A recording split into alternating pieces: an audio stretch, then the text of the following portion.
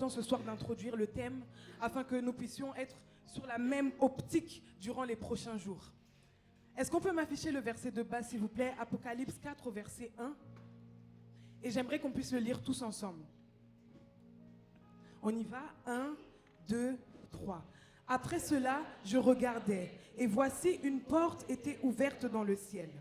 La première voix que j'avais entendue, comme le son d'une trompette, et qui me parlait, dit, monte ici, et je te ferai voir ce qui va arriver dans la suite. Est-ce qu'on peut dire encore, monte ici, et je te ferai voir ce qui va arriver dans la suite? Monte ici. Est-ce qu'on peut le dire encore? Monte ici. Avant d'aller plus loin dans mon propos, j'aimerais marquer un temps de pause pour parler à quelqu'un qui a déjà une histoire avec Dieu. Tu es ici peut-être et tu as déjà un certain parcours, une certaine histoire avec Jésus. Ça fait déjà des années que tu as commencé à servir Dieu. Ça fait des années que tu as accepté de le recevoir comme Seigneur et Sauveur dans ta vie. J'aimerais te dire que ce soir, Dieu te demande de monter. J'aimerais parler également à quelqu'un qui se sent limité actuellement.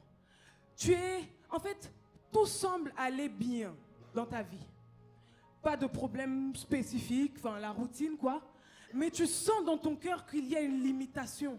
Tu sens au-dedans de toi que tu es limité. Tu ressens qu'il y a un plafond que tu dois briser. Il y a quelque chose au-dedans de toi qui est insatisfait. Tout va bien, mais dans ton cœur, tu entends ton esprit qui te dit, mais tu ne peux pas t'arrêter là. Il y a plus que ça. Et des fois, tu ne sais pas forcément dans quelle direction aller. Et Dieu te dit ce soir, monte ici.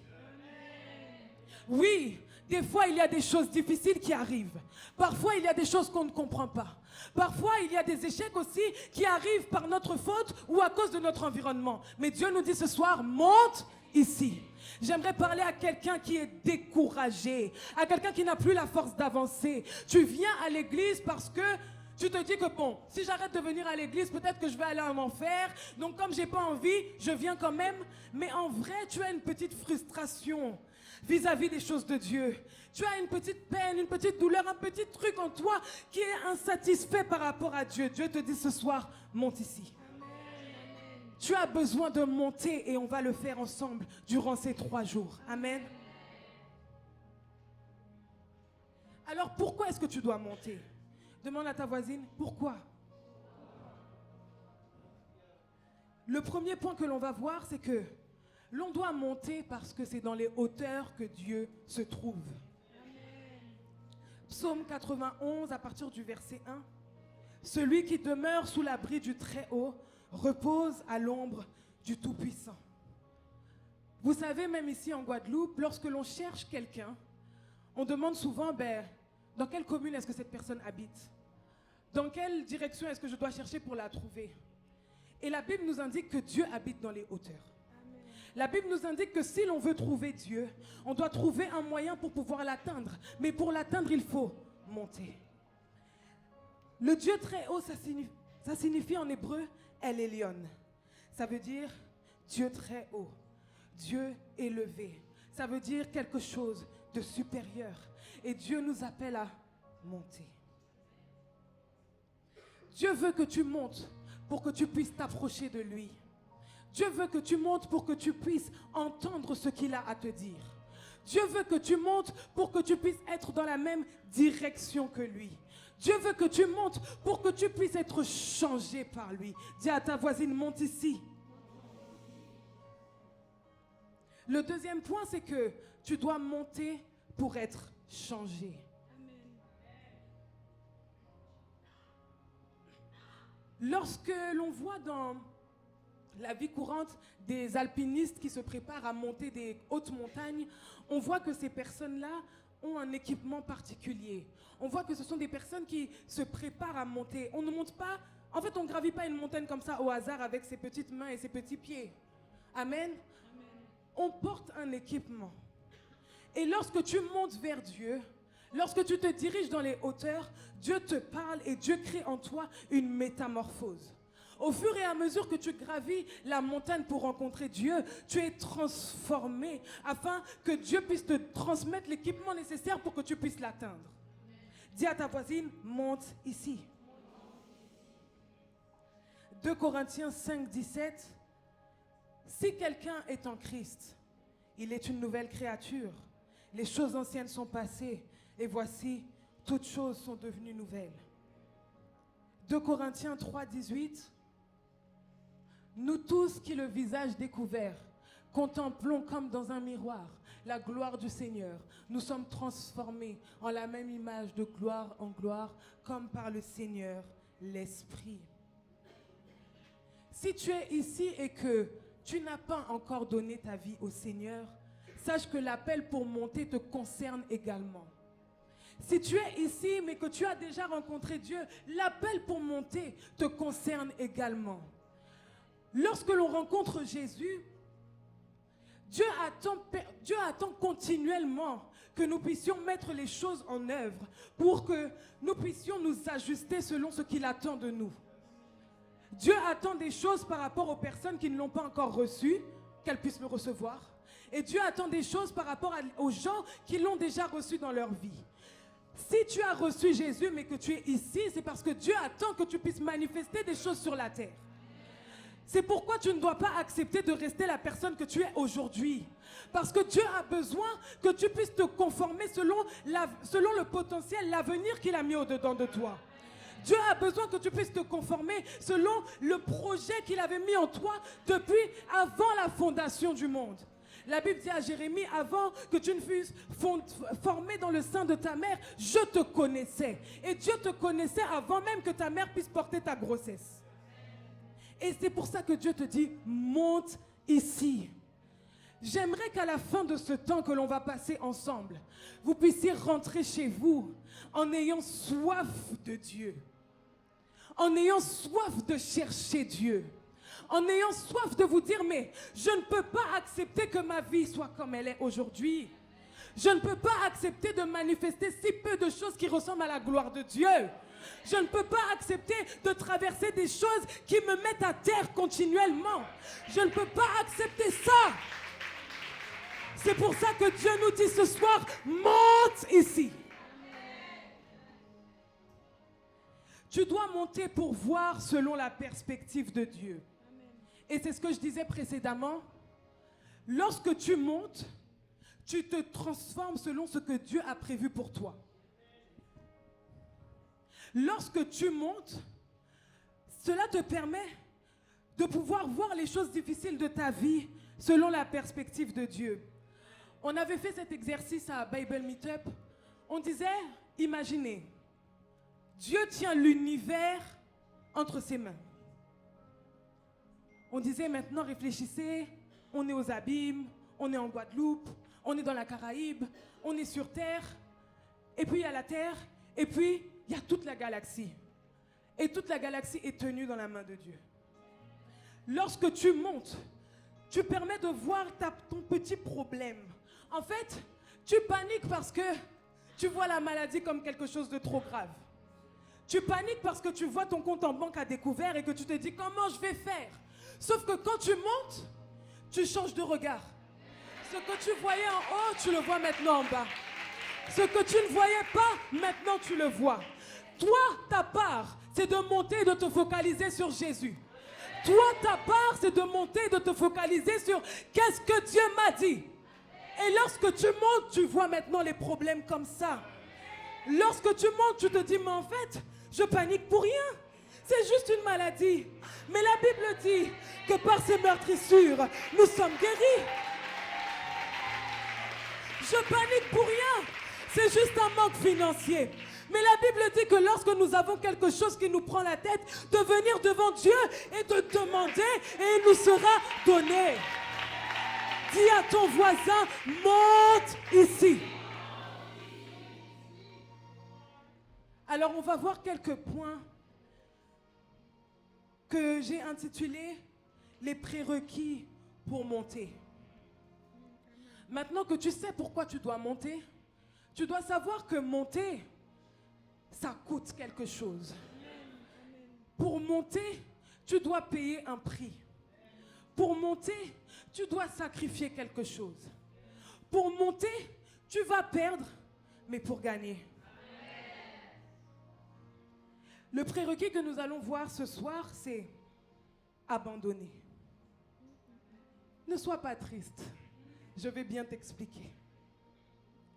Un prérequis, c'est un ensemble de conditions qui nous permet d'atteindre un objectif. Un prérequis, c'est quelque chose qui te rend éligible pour obtenir quelque chose. Et je disais tout à l'heure, une ascension ne se fait pas n'importe comment. Il faut un équipement. On va lire Genèse 22 à partir du verset 1.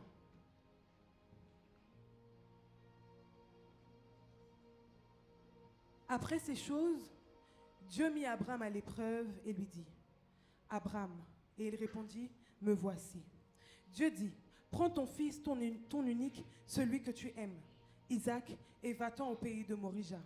Et là, offre-le en holocauste sur l'une des montagnes que je te dirai. » Abraham se leva de bon matin, sella son âne et prit avec lui 2 serviteurs et son fils Isaac. Il fendit du bois de l'holocauste et partit pour aller au lieu que Dieu lui avait dit. Le 3e jour, Abraham leva les yeux et vit le lieu de loin. Et Abraham dit à ses serviteurs, « Restez ici avec l'âne. Moi et le jeune homme, nous irons jusque-là pour adorer et nous reviendrons auprès de vous. » Le texte que nous venons de lire se trouve en Genèse 22. Mais l'histoire d'Abraham ne commence pas à Genèse 22. L'histoire d'Abraham dans la Bible commence à partir du verset 12. On peut donc déduire qu'au moment où Dieu l'appelle à monter pour sacrifier Isaac, Abraham a déjà un certain nombre d'accomplissements. Abraham a déjà un certain parcours. Abraham a déjà fait bon nombre de sacrifices. Abraham a déjà des choses qu'il a semées pour Dieu. Abraham a déjà des choses qu'il a mis de côté pour Dieu. Abraham a déjà des choses qu'il a abandonnées pour Dieu. Et pourtant, Dieu lui dit encore, monte ici.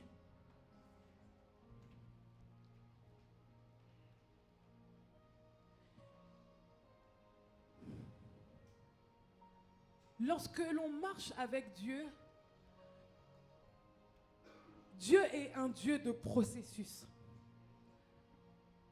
Et lorsque Dieu voit que tu avances dans une direction, même lorsque cette direction est bonne, Dieu n'est jamais fatigué des sacrifices que tu apportes dans sa présence. Même lorsque la direction dans laquelle tu es bonne, Dieu n'en a jamais marre de recevoir ton adoration. Dieu n'est jamais fatigué de te recevoir dans sa présence. Alors j'aimerais encore dire à quelqu'un qui est lassé. Pendant que je préparais ce message, je ressentais dans mon cœur comme si il y a des femmes qui sont fatiguées de prier. Vous êtes fatiguées de chercher. On vous a dit oui, crois au Seigneur Jésus et tu seras sauvé, toi et toute ta famille. Et tu es fatigué de prier pour ce sujet. Tu es fatigué de chercher Dieu sur ce sujet. Tu n'en peux plus d'intercéder. Tu as intercédé à minuit, à 1h du matin, à 2h du matin. Tu as fait toutes sortes de prières. Les prières de combat spirituel, les prières de louange, les prières d'adoration. Et tu es fatigué. Ce soir, je suis venu spécialement pour toi, si tu entends ma voix. Et je déclare dans le nom de Jésus que cette lourdeur qui est sur toi tombe maintenant. Je déclare dans le nom de Jésus que cette lourdeur qui venait sur toi tombe maintenant. Tu ne dois pas t'arrêter de prier parce que les combats qui sont sur ta famille sont des combats qui durent de génération en génération. Et lorsque tu viens pour détruire ces choses, tu combats des esprits qui se tiennent de toi. Mais tu as la puissance de Dieu au-dedans de toi. Lorsque tu invoques le nom de Jésus, quelque chose se passe. Lorsque tu invoques le nom de Jésus, quelque chose se passe.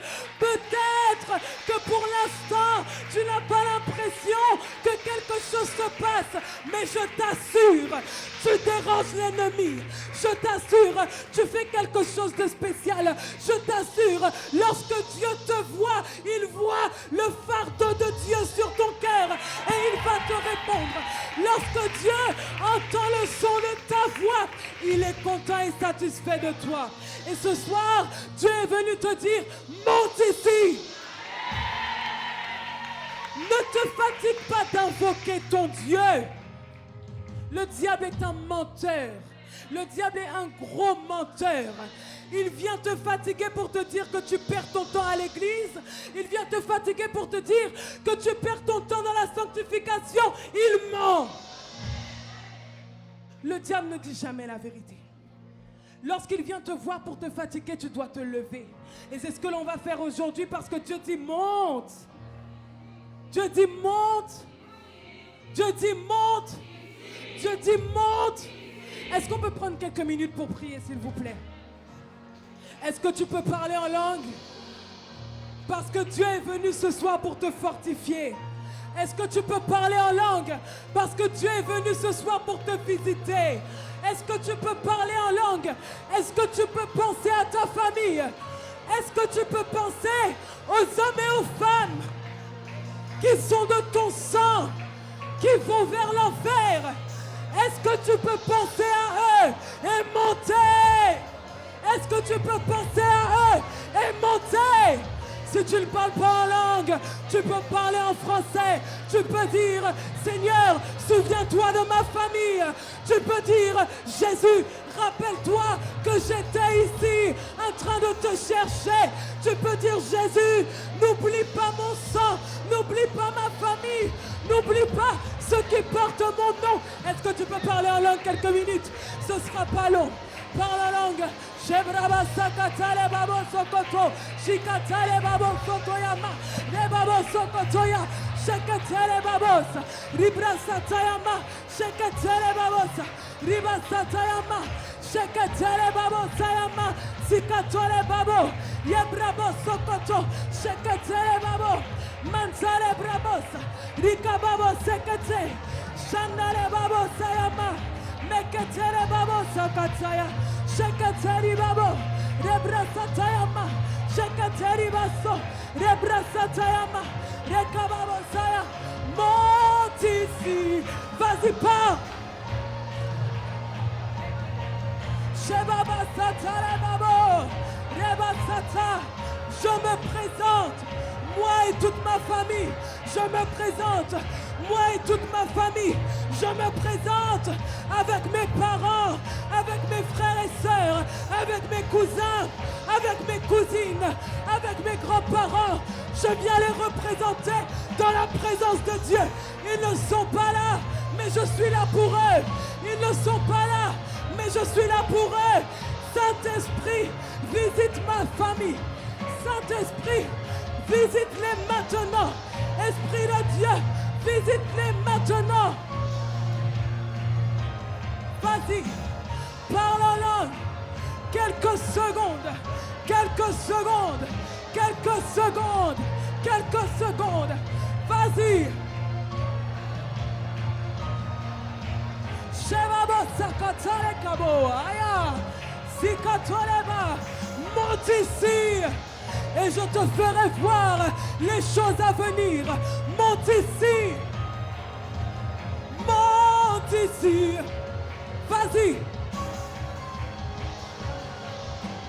Rebrase katore ke boko sokoto. Rebrase katere basa. Shekete. Monte ici.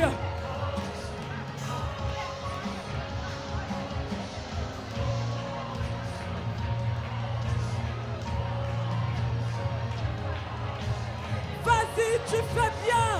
Vas-y, vas-y, tu fais bien. Monte ici. Monte ici. Monte ici. Monte ici. Monte ici. Monte ici. Quelques minutes. Vas-y. Continue de pousser, basotore babo, sheketerea, sokotore basokotore baboya, sheketereba. Monte ici, monte ici, monte ici. Rebabo sataya, sheketere baboso, monte ici. Monte ici, monte ici, monte ici.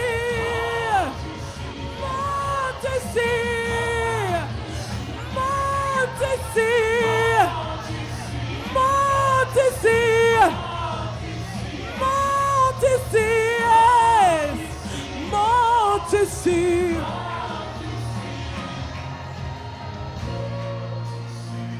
Monte ici. Monte ici. Monte ici.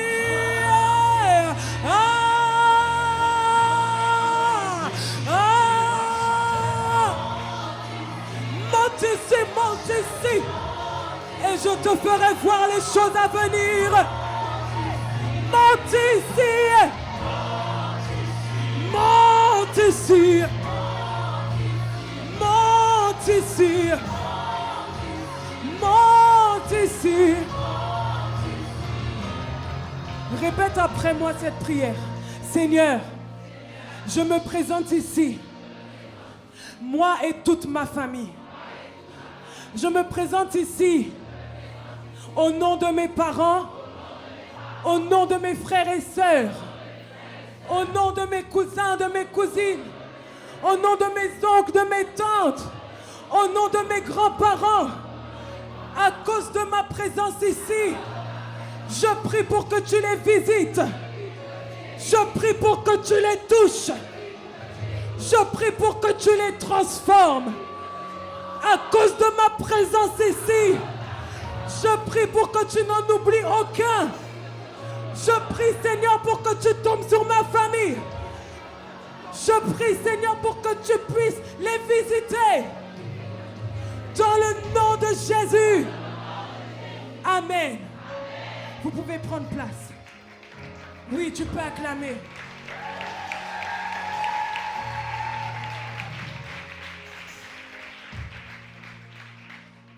Durant tout son parcours, Abraham a fait un certain nombre de choses. Et dans son parcours vers l'ascension, Abraham, c'est vraiment une personne qui a vraiment illustré l'histoire d'abandonner des choses. Tout au long de son parcours, on voit Abraham qui délaisse des choses petit à petit derrière lui, qui dépose des choses petit à petit derrière lui pour faire plaisir à Dieu.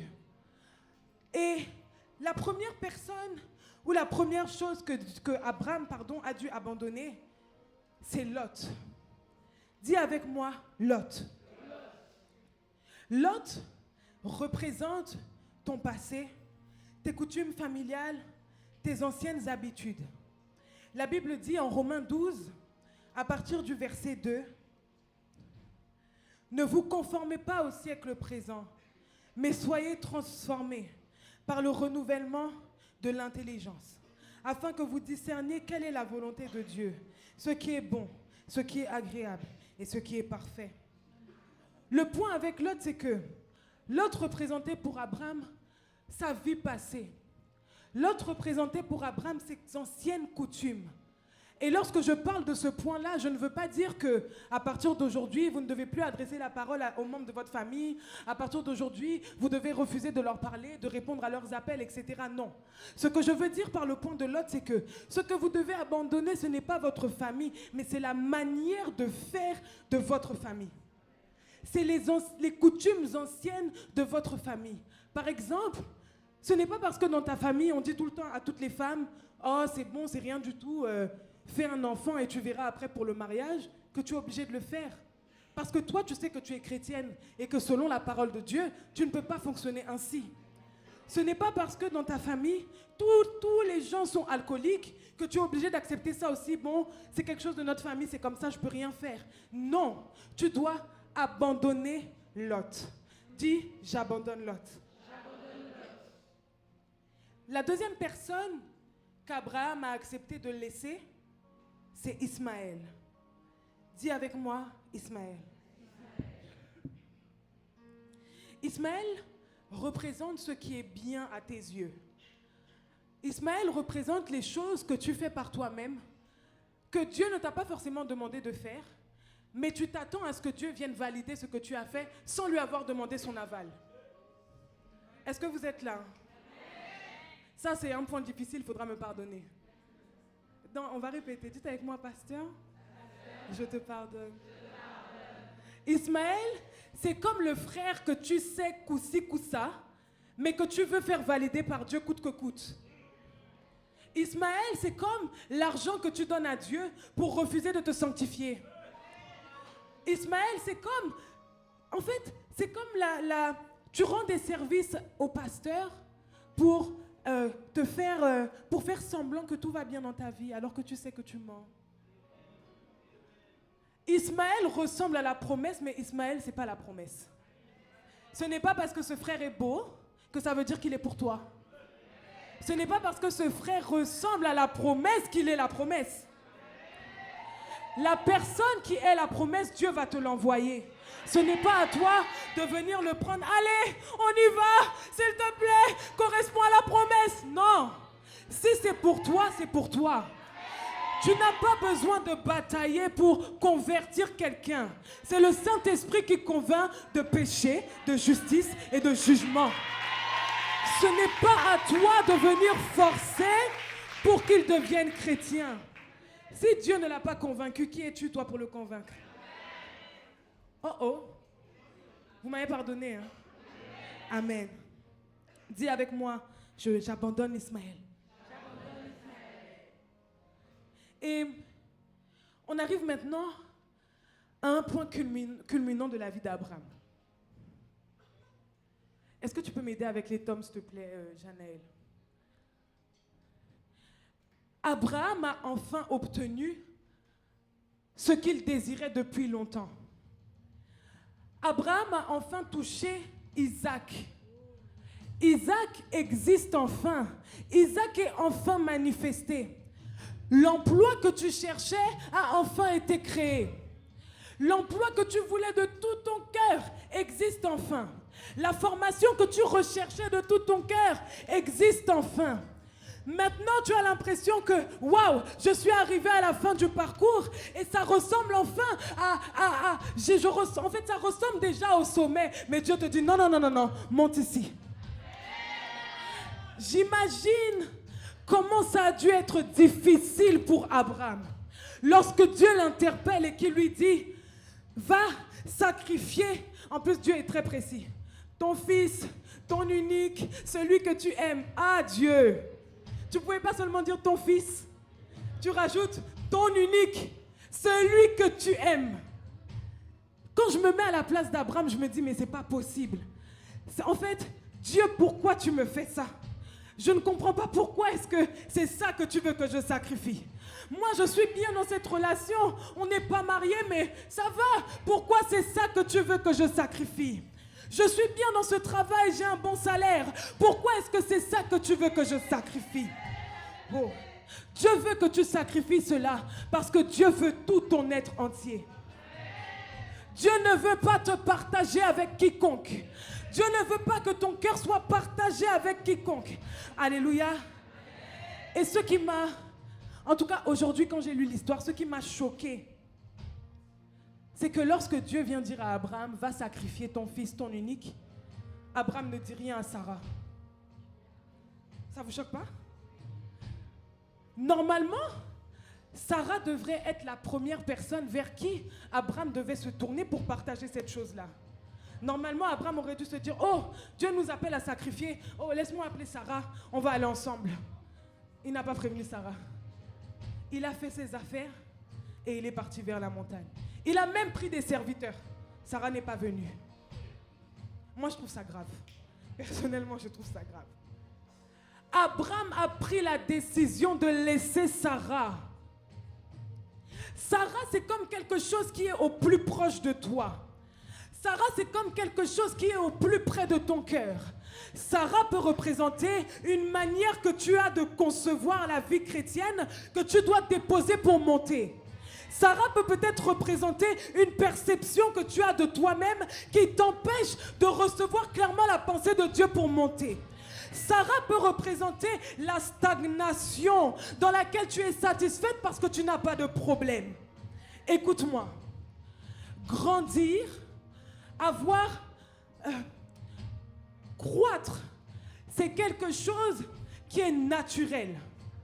C'est quelque chose que même on voit dans la nature. Hein. Même les plantes qui ne sont pas bien arrosées, lorsqu'il y a une petite pluie, elles finissent par croître. Amen. Et lorsqu'une plante arrête de pousser, elle se dessèche. Lorsqu'une plante arrête de pousser et qu'elle se dessèche, qu'est-ce qu'on fait? On l'arrache. Tu dois te méfier. lorsque tu es satisfait que rien de particulier ne se passe dans ta vie. Tu dois te méfier lorsque les choses de Dieu ne te disent plus rien. Tu dois te méfier lorsque que tu pêches ou que tu ne pêches pas, ça ne te fait plus rien. Tu dois te méfier lorsque tu commences à t'habituer au mensonge. Tu dois te méfier lorsque tu commences à t'habituer à l'impudicité. Tu dois te méfier. Je disais, stagner, c'est régresser. Régresser, c'est prendre le risque d'être dépassé par les événements. Or que normalement, tu ne dois pas te laisser balloter au gré de ce qui t'arrive, mais tu dois, parce que tu es monté, contrôler ce qui vient vers toi. Tu dois abandonner Sarah. Sarah, c'est ce qui est au-dedans de toi, c'est ta propre pensée. Et la Bible dit, soyez renouvelés soyez transformés par le renouvellement de votre intelligence. Tu dois accepter de délaisser ta manière de voir les choses. Ce qui est important, ce n'est pas comment est-ce que tu ressens la chose. Ce qui est important, c'est qu'est-ce que Dieu te dit par rapport à cette situation. C'est pour ça que Dieu te dit, monte ici. Lorsqu'Abraham avance, il délaisse les serviteurs, il délaisse les animaux. Les animaux et les serviteurs peuvent représenter ce qui fait ta gloire. Les choses dont tu te vantais auparavant. Les choses qui te donnaient l'impression et le sentiment que tu es quelqu'un de particulier. Parfois, lorsque tu rencontres Jésus, tu ne le rencontres pas parce que tu as un problème spécifique. Tu le rencontres simplement parce que Dieu a touché ton cœur et que tu l'as accepté. Et puis tu te rends compte que, mais c'est bizarre. Selon les hommes, lorsque je vois ma vie avancer, je n'ai pas l'impression de progresser. Selon les hommes, je n'ai pas l'impression que ma vie va de mieux en mieux. Au contraire, j'ai l'impression que ça va de pire en pire. Et c'est la volonté de Dieu que cela se passe comme ça. Pourquoi? Parce qu'il veut que ce que tu possèdes, tu puisses dire, c'est par la grâce de Dieu que je les ai obtenus. Il veut que ce qui t'appartient aujourd'hui, tu puisses dire, c'est par la grâce de Dieu que je les ai obtenus. Alors je parle à quelqu'un, si tu es en ce lieu et que tu as l'impression de manière intellectuelle, lorsque tu réfléchis selon ce que les hommes disent, selon ton âge, selon ce que tu as fait, selon les études que tu as faites, tu as l'impression que ce n'est pas normal. J'aimerais te rassurer ce soir et te dire que Dieu est toujours avec toi. Il te dit simplement de monter ici. On arrive maintenant au tour d'Isaac. Lorsque c'est le moment d'abandonner Isaac entre les mains de Dieu, Abraham monte seul. Il monte sans personne pour l'encourager. Il monte sans personne pour testifier que, effectivement, ce qu'il fait, c'est la volonté de Dieu. Il monte sans personne, c'est vrai, mais il monte quand même avec le sacrifice. Et à ce moment-là, on pourrait se dire, mais Seigneur, est-ce que ce qu'Abraham a fait jusqu'ici, c'est pas déjà suffisant? Pourquoi est-ce que tu demandes encore plus? Est-ce que depuis le temps que je me sacrifie, est-ce que je n'ai pas déjà fait assez, Seigneur? Pourquoi est-ce que tu veux que j'ajoute encore? Seigneur, depuis le moment où j'ai commencé à me consacrer, est-ce que je n'ai pas déjà assez fait? Pourquoi est-ce que tu veux que je fasse encore? Parce que Dieu a besoin que tu puisses l'adorer, mais pour l'adorer, il faut que tu sois tout entier. Dieu a besoin que tu puisses l'adorer, mais pour l'adorer, tu dois être en totalité. Dieu a besoin que tu puisses l'adorer, et lorsque tu l'adores, Dieu a besoin que tu l'adores avec ce que tu es, mais aussi avec ce que tu as. Le but de l'ascension, le but de la montée, le but de tout ça, c'est de rencontrer Dieu, mais pas seulement rencontrer. Rencontrer pour adorer. Rencontrer pour que Dieu puisse... Oh. Dieu a créé l'homme pour que l'homme puisse être comme un vis-à-vis avec lui. Dieu a créé l'homme pour que l'homme puisse être cet être sur terre qui le représente. Dieu a créé l'homme pour que l'homme puisse être le relais de Dieu sur la terre. Et lorsque nous avons perdu cette domination dans le jardin d'Éden, Dieu ne nous a pas laissés, mais il a envoyé Jésus pour que le mandat que Dieu avait prévu depuis le commencement, le mandat d'adoration qui est au-dedans de toi, puisse être restauré. C'est pour ça que tu ne dois pas t'arrêter. Tu dois exagérer encore. Oh! Tu ne dois pas t'arrêter en chemin. Tu dois donner encore plus. Oui, je suis tout le temps à l'église. J'accepte. Parce que je sais que lorsque j'adore Dieu, Dieu me rend au centuple. J'accepte d'être constamment dans la présence de Dieu parce que lorsque Dieu me visite, il me rend au centuple. J'accepte de semer avec mon temps, avec mon argent, parce que lorsque Dieu me rend, il me rend au centuple.